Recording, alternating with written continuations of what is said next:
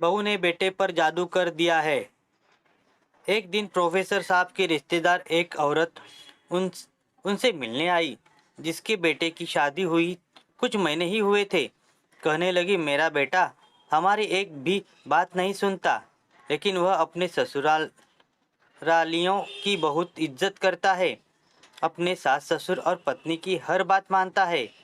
ऐसा लगता है कि जैसे मेरी बहू और उसके मायके वालों ने मेरे बेटे पे जादू टोना करके उसे अपने वश में कर लिया है।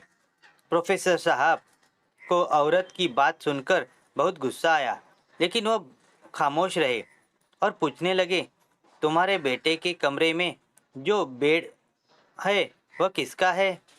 औरत कहने लगी, जी वह मेरी बहू दहेज में लाई थी। और जो सोफ़ा है वह, जी वह भी बहू दहेज में लाई थी। और जो अलमारी है, जी वह भी बहू ही का ही है। जिस बर्तन में वह खाना खाता है और पानी पीता है, वह डिनर सेट, जिस ड्रेसिंग टेबल के सामने खड़े होकर वह कंघी करता है, वह भी आपकी बहू का ही होगा, है ना? प्रोफेसर साहब की बातें सुनकर औरत शर्मिंदा हुई और धीमी आवाज में कहा, जी वह भी बहू ही लाई थे।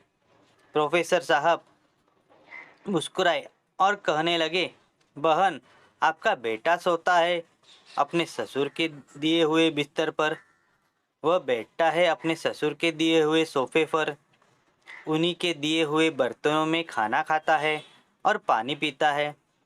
तैयार होने के लिए उन्हीं के दिए हुए ड्रेसिंग टेबल का उपयोग करता है। तो बहन, आपका बेटा तो नमक हलाली कर रहा है, क्योंकि वास्तविकता में आपने इन सारी चीज़ों के बदले में अपने बेटे को उनके पास गिरवी रख दिया है, या यूं कहूँ कि बेच दिया है।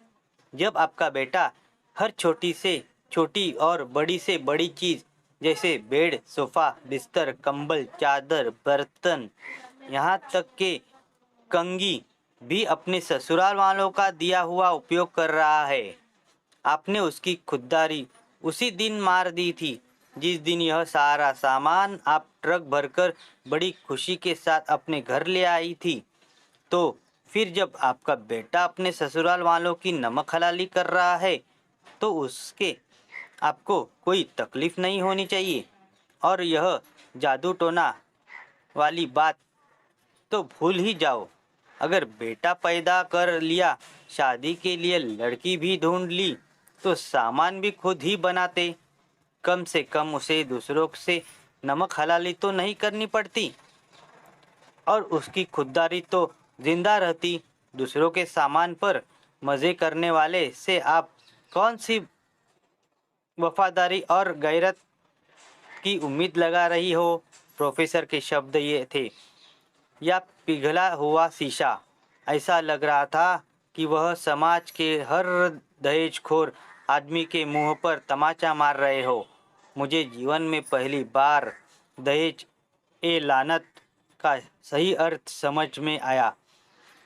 हम सबको मिलकर यह प्रतिज्ञा लेनी चाहिए, हर हमारे बच्चों और आने वाले पीढ़ियों को दहेज के बदले नहीं बेचेंगे, और ना ही अपने बच्चों की खुददारी का सौदा एक ट्रक सामान के साथ करेंगे। आशा करता हूँ यह कहानी आपको बहुत पसंद आई होगी। कहानी पसंद आई हो तो कहानी को लाइक कीजिए, शेयर कीजिए और चैनल को सब्सक्राइब कीजिए। कहानी सुनने के लिए धन्यवाद।